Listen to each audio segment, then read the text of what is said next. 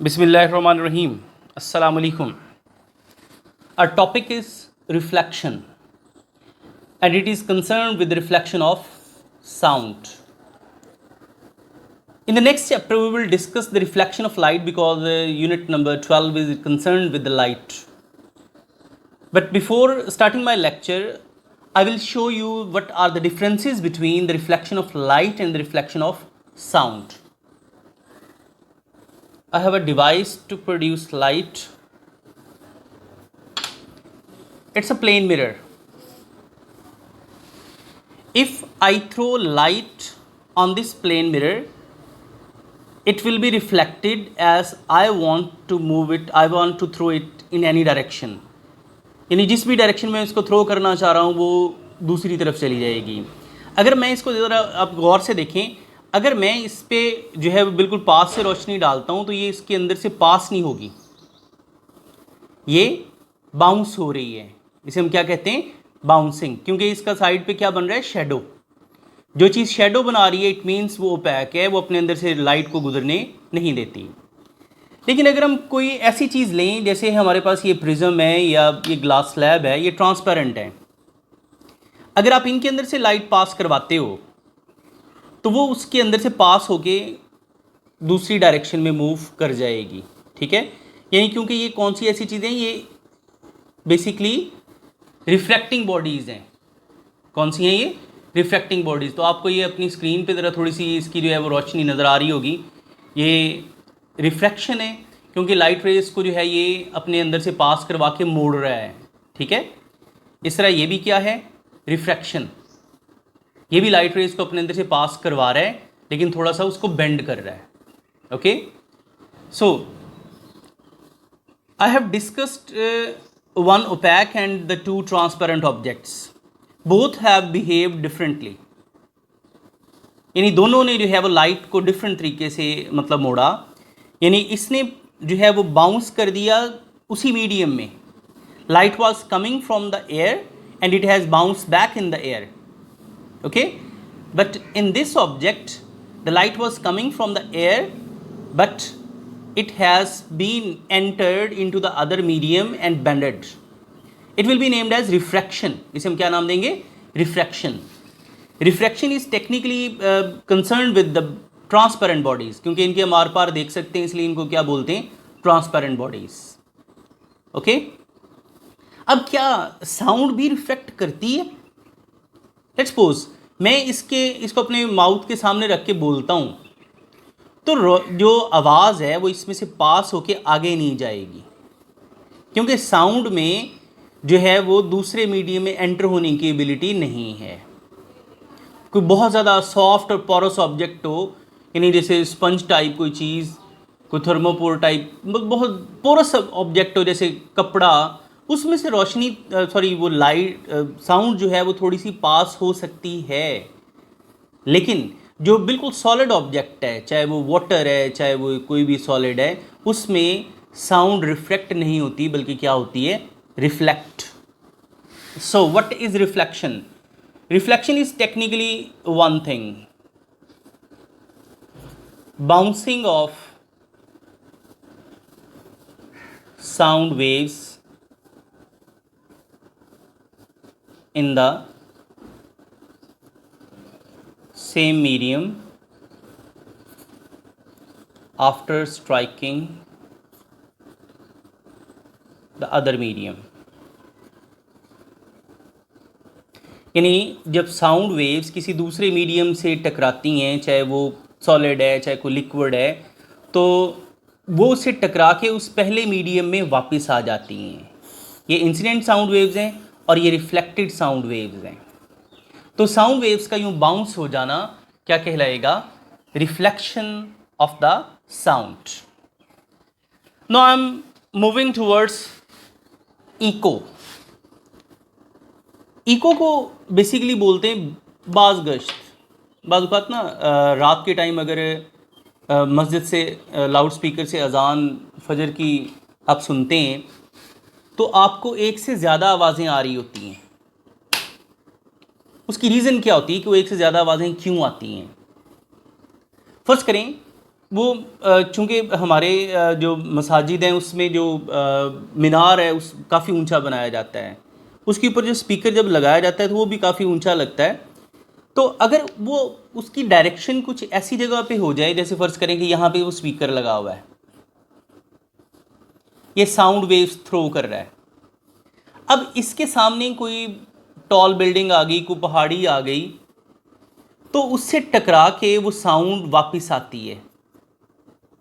तो एक आपको डायरेक्ट सुन रही होती है एयर के ज़रिए, और दूसरी इससे बाउंस होके जो वापस आ रही होती है, ये पहले आ जाती है और ये थोड़ा सा लेट आती है, क्योंकि इसने दूर किसी चीज़ के साथ स्ट्राइक करके वापस आना है, तो इसका जो टाइम थोड़ा सा कम हो जाता है, ज़्यादा हो जाता है मतलब वापस आने का।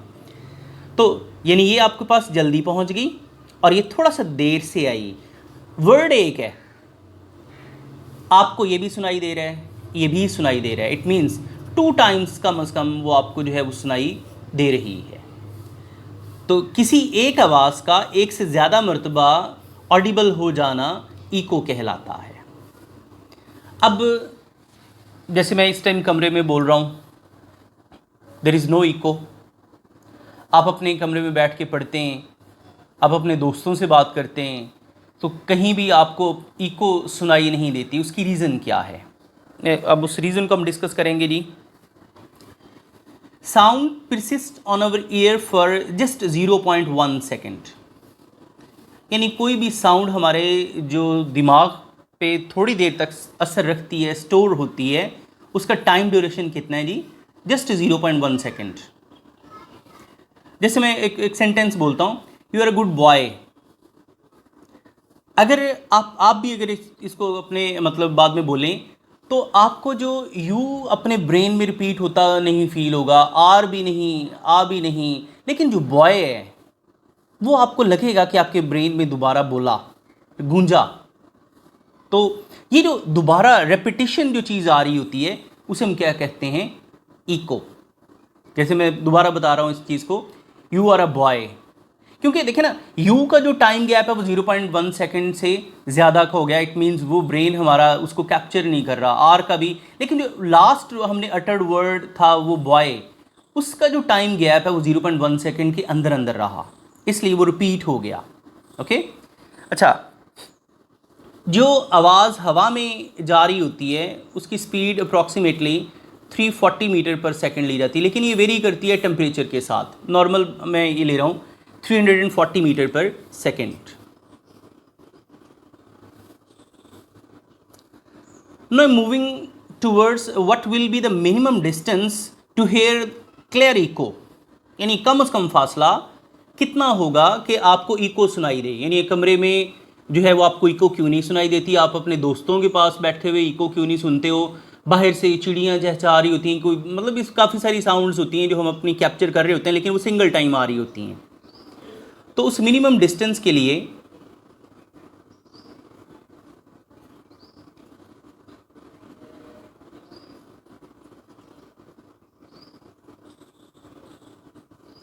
हम S इक्वल्स टू VT वाला फार्मूला लगाएंगे, 9th में हमने यूज़ किया था।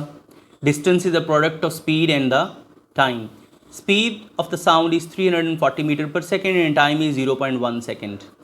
सो by multiplying these we have got the minimum distance of 34 meters। 34 metre मतलब क्या इसका, कि आप यहाँ से बोले, आपकी साउंड यहाँ से टकरा के वापस आई और उसने 34 मीटर का फासला कवर कर लिया, तो आपको वो 2 दफ़ा सुनाई देगी। यानी 2 तरफा फासला कितना? 34 मीटर। लेकिन अगर हम एक तरफा फासले की बात करें कि आपका इस हार्ड ऑब्जेक्ट से जो डिस्टेंस है वो कितना होगा, वो 17 मीटर्स। यानी कोई भी चीज़ जो आपसे 17 मीटर के फासले पे है, अगर आप उसके सामने कम से कम 17 मीटर, ज़्यादा से ज़्यादा कितना भी हो सकता है, इसका कोई लिमिट नहीं है। तो 17 मीटर के फासले पे अगर कोई चीज़ मौजूद है तो आपको कंफर्म है कि 2 टाइम साउंड सुनाई देगी, एक दफ़ा हवा से, दूसरा उस चीज़ से टकरा के जो वो वापस आ रही होगी। ओके, तो मैं एक टूरिस्ट स्पॉट का भी यहाँ पे जिक्र करना चाहूँगा। आई थिंक स्विट्ज़रलैंड है, वहाँ पे इन्होंने ना एक सिस्टम डिज़ाइन किया है स्टेयर्स का जो सर्कुलर फॉर्म में है, यानी यूँ जैसे स्टेडियम की सीढ़ियाँ ऊपर चढ़ रही होती हैं, तो इस तरह ये सबसे लोअर लेवल है और ये सबसे टॉप लेवल है। वो लोग जो टूरिस्ट वगैरह वहाँ जाते हैं वो इस सेंटर में खड़े हो जाते हैं इस जगह पे और बोलते हैं। अब देखें, ये सबसे पहली हर्डल, ये 17 मीटर से ज़्यादा का उन्होंने फासला लिया होता है ये वाला, ठीक है। तो फ़र्ज़ करो कि ये 17 मीटर हो गया, ये वाला फासला 34 मीटर्स हो गया और ये वाला फासला लेट्स सपोज 51 मीटर हो गया। तो जब वो बोलेगा तो उसकी पहली साउंड है जो यहाँ से टकरा के वापस आएगी, एक साउंड, यानी फ़र्ज़ करो उसने बोला है हेलो, एक दफ़ा उसको यहाँ से वापस वो हेलो सुनाई दे रहा होगा, सेकंड टाइम उसे इस चीज़ से टकरा के हेलो सुनाई दे रहा होगा और थर्ड टाइम इस चीज़ से टकरा के हेलो। इट मीन्स उसने जस्ट एक दफ़ा कहा hello, but he will hair hello hello hello 3 times. Okay, उसकी रीज़न क्या है कि ये जो जितना डिस्टेंस बढ़ता जाएगा उतना उसका वापसी का जो टाइम है वो ज़्यादा होता जाएगा, इसलिए आपको ज़्यादा जो है वो दफ़ा वो साउंड सुनाई देगी और हर साउंड में एक डिफरेंस मौजूद होगा। ओके, अच्छा, अब एक छोटी सी एक्टिविटी करते हैं कि क्या sound waves laws of reflection को ओबे करती हैं या नहीं। तो उसके लिए हमारे पास एक हम पाइप्स का एक सिस्टम, आपकी बुक में एक एक्टिविटी उन्होंने दी हुई है।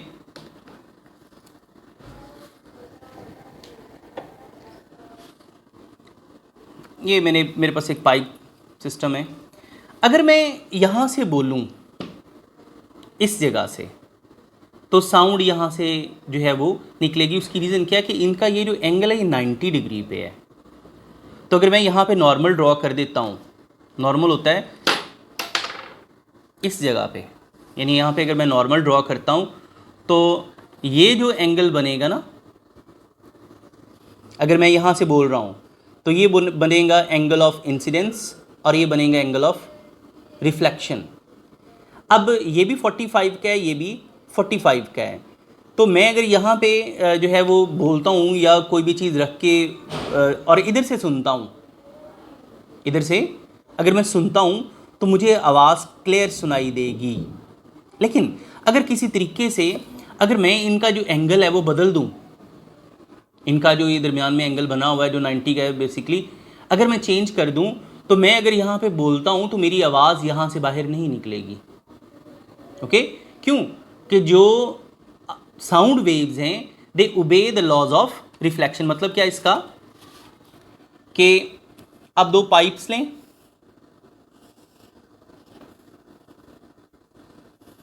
उनको आप इस तरह एडजस्ट कर दें कि उनके दरमियान अगर हम यहाँ पे किसी हार्ड ऑब्जेक्ट के सामने यानी दीवार के सामने दोनों पाइप्स को रखते हैं, यहाँ पे हम कोई साउंडिंग बॉडी यानी क्लॉक टाइप को चीज़ रखते हैं और यहाँ से उसको सुनना चाह रहे होते हैं, तो यहाँ से जो साउंड वेव्स जाएंगी यहाँ से टकरा के वो क्या होंगी, रिफ्लेक्ट, और वो यहाँ तक जा पाएंगी। ये एंगल ऑफ इंसिडेंस है और ये एंगल ऑफ रिफ्लेक्शन है। लॉज ऑफ रिफ्लेक्शन में हमने पढ़ा था that angle of incidence is congruent with angle of reflection. Okay, अगर ये दोनों एंगल्स आपस में बराबर हैं तो आपको साउंड सुनाई देगी। लेकिन अगर मैं किसी एक को डिस्प्लेस कर देता हूँ, लेट्स सपोज मैंने इस पाइप को डिस्प्लेस किया, ये वाला, इसे मैंने जो है वो ऐसे प्लेस कर दिया, ठीक है। अब यहाँ से अगर जो साउंड वेव जाएगी उसने तो इसी डायरेक्शन में जाना है। आपका जो पाइप है वो थोड़ा सा एक साइड पे हो गया है। जब पाइप साइड पे हो गया it means you can't hear any sound, यहाँ से कोई साउंड आपको सुनाई नहीं देगी। Okay, because sound waves obey the laws of reflection. Okay, अच्छा, लेकिन अगर हम देखते हैं कि क्या जो लाइट है वो भी जो है वो रिफ्लेक्शन के लॉज को ओबे करती है या नहीं, उसके लिए भी हम ज़रा बात करते हैं। ये देखें, मैं यहाँ से लाइट इसमें थ्रो कर रहा हूँ, ठीक है, गो कि थोड़ा सा इसकी इंटेंसिटी मतलब लाइट की कम है, लेकिन अगर आप यहाँ से इसको देखें तो आपको हल्का सा फील होगा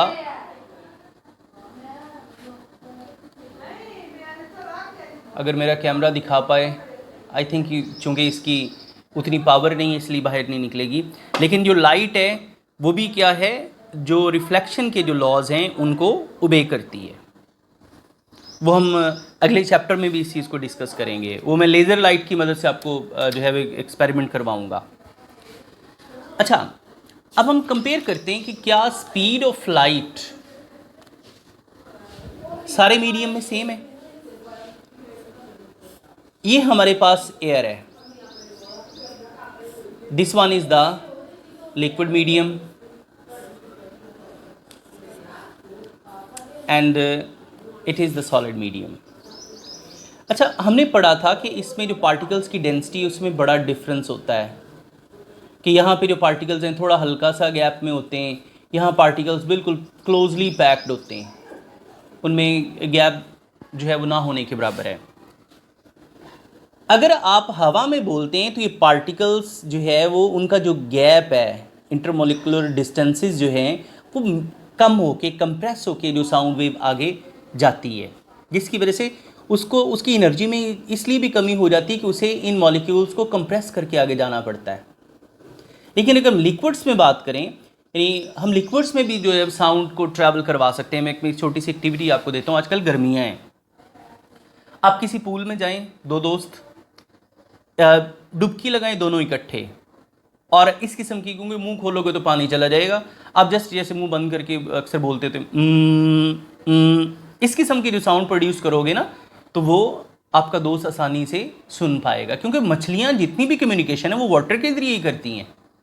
ओके, यानी पानी से आवाज़ बाहर हवा में नहीं सुनी जा सकती, लेकिन water to water communication possible है। तो हवा में जो स्पीड ऑफ साउंड है वो है 343 मीटर पर सेकेंड। जैसे मैंने पहले बोला कि भी ये वेरी करती रहती है, टेम्परेचर पे डिपेंड करती है कि टेम्परेचर आपके पास कितना है। ठीक है, यानी अगर आपके पास 21 डिग्री सेल्सियस जो कि रूम टेम्परेचर है, then it will be 343 metre per second. अब ये जो हवा में ये जो वाटर है इसमें कितनी होगी, जितनी स्पीड ऑफ साउंड एयर में है उसे मल्टीप्लाई बाय 5 कर दें तो speed of sound in water हो जाएगा, यानी 5 गुना ज़्यादा है, क्योंकि देखिए ना पार्टिकल्स बड़े पास पास हैं।